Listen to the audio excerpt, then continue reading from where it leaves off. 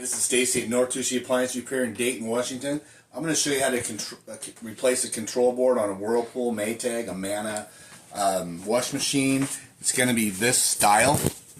It's going to have the 6 lights here. Could look like this one, 6 lights. The control board's in a little different spot, but it's really the same to get to it the same way. This is an older top that I took off to do a demonstration on for you guys. So the first thing you're going to do is you're going to take off about 5 1/4-inch screws. You're going to take a screw off right here. I already got it loose. That little piece that hooks in there, right? You don't make sure it's unplugged. You can just slide that back and leave everything connected but the electricity. Now I'm going to go back over to this one and hand the phone to my wife here. So I already got that off on this unit. So I'm going to go underneath right here at the edge, and I'm going to push. Sometimes it's a little difficult.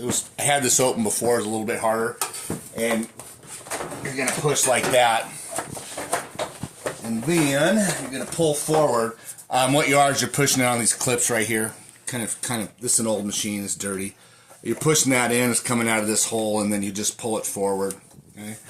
And you should be able to, at this point, you just pull this knob directly off. This is an old machine and I don't care, but you might want to put a towel down right here. Okay. It's better if you pull the machine out. Usually you can lay these down. This one's a little bit tight. So the tightest one is this one. That'll come loose. So these you can work out usually with a pair of pliers. You don't want to pinch the wires, ruin them. They just have a thing on them there. This I'm going to take off the pressure hose. These, a couple different styles. These, you just push 2 of these little tabs on the side down.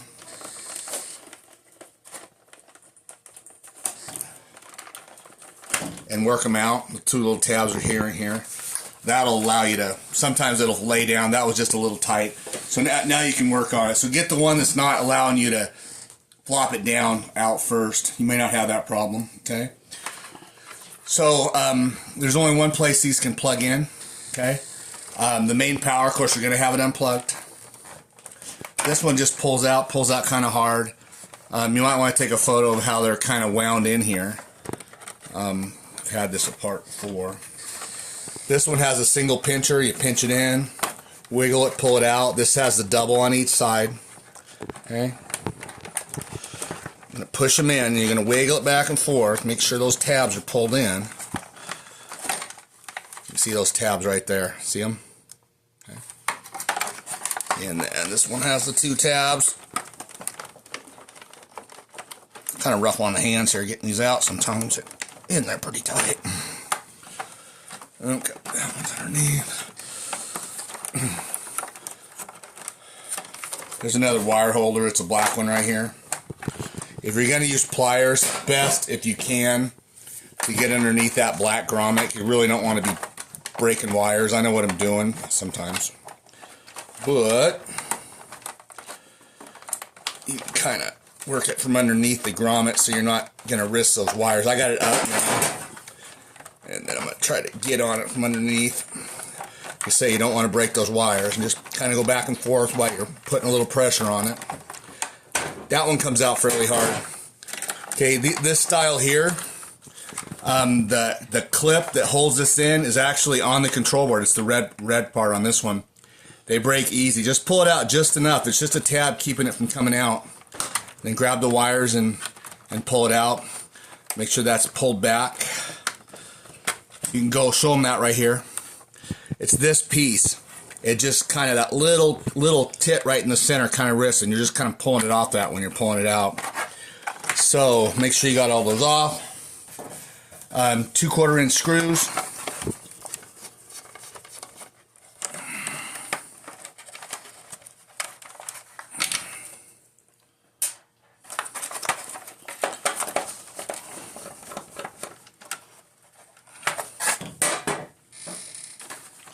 Going to go up like that and then out. There's tabs here that go in first. So the new board, you're going to stick in the slot like this.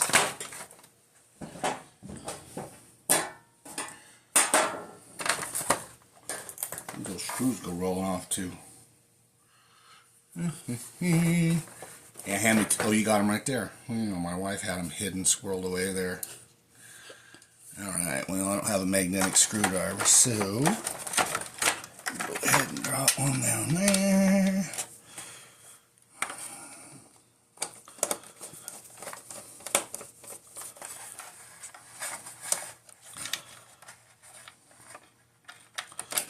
My wife's going to be an RN here shortly, so she can practice me being a doctor, and I can ask for the scalpel, but she's probably going to hand me the butcher knife instead for saying that. Alright, so now you're going to plug everything back in. It's only going to go where you took it off, so I believe that one looks like it goes there. You can kind of look at it and figure out where it probably should go. That one goes like that. Of course, it's got to be the right direction too.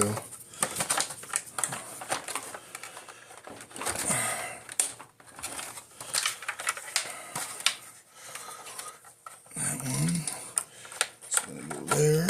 All the way. Make sure they go all the way down.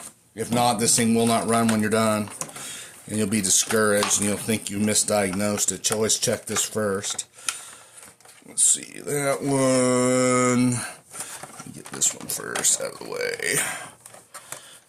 And then that one could go there. But yeah, I think that's it. That one was empty to start with. That's one thing you want to recognize if one is empty to start with. That way you don't waste time trying to plug something in that doesn't got to be plugged in. So, like that all the way in. I do think I have one for that green, don't I, laying around here? Maybe I didn't have one, so make sure there's no plug. Oh, there it is. Thank you, honey.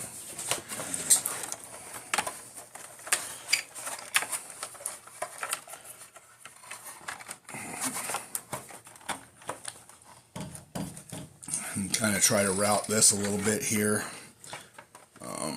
That one. That one's always difficult for some reason for me. I'm going to route this like that. That's where you should take a picture of that. Sometimes I forget exactly how those go on, and I mean it's not critical, but it's good to get them back when you can. That one was the bottom one, so I'm going to stick this white one in there. It goes in a lot easier than they come out, let me tell you. This one for some reason likes me to, well, let's not go there first because that's going to, so this, make sure this is on good shape, on all the way. That's your pressure tube. It senses how much water's in your tub. And then double, triple check here on this. They're all on. Push them again. Make sure they're in tight, because it's happened to me more than once where just one little thing wasn't in there and it won't run, and then you're all discouraged. Okay. Alright, so I'm going to go ahead and put that back and get that one. Like that. Boy, it goes in a lot easier, doesn't it? Comes out. Okay, so I'm going to go ahead and take this. The back's going to go in first, always on these. So you can look at it and see it just kind of L's back. Okay, snaps down like that. This only goes on one way. You can see the flat spot, line it up with the flat spot, move it a little bit. She'll pop on. Okay, so the control board's installed. I'm going to move this out of the way and we're going to look at my other unit here. This is a running unit. This is actually the one that I'm using right now currently. At this point, it's still unplugged.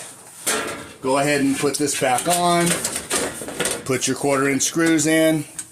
Put this in. One screw holds it on. These two goes in 2 holes back there. Put that back on. Okay, at this point, plug it back in, and you need to run a calibration on that. Okay, I have it written down on here. Calibration. So diagnostic mode on this. Run it a couple times, one or two times backwards, counterclockwise. I stop it regular, straight up. Right, right, right, left, right. Sometimes it don't work. Go backwards again, rotation. Right, right, right, left, right. Sometimes it's difficult. Right, right, right, left, right. There we go. Sometimes that may take a while. Be patient. Sometimes you might have to do it 20 times. Okay, so I want this to go to rinse. So you click it until rinse here. Okay. Then I'm going to make sure that the water's on. Water hose are hooked up. The discharge hose is put in the hole. You don't want water on the ground. No clothes in here. No water, nothing. And press this. It'll do that. And it'll kind of run through its little rhythm. And it'll kind of sense, the new board will sense how all the components are working together somehow and calibrate it. Usually takes about 2 minutes. I can hear it agitating now. Normal sound.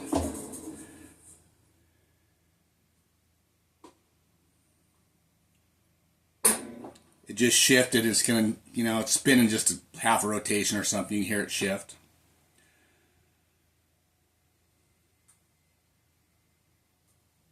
Should add a little water here too.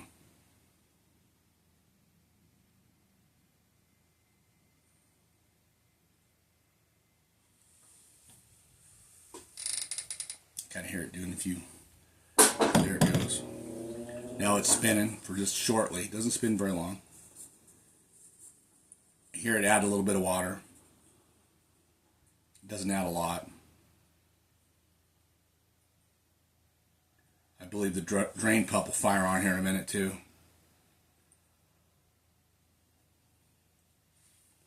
Say it takes about 2 minutes and started spinning again. Now it's spinning. Spinning pretty good for 10 seconds and it stops.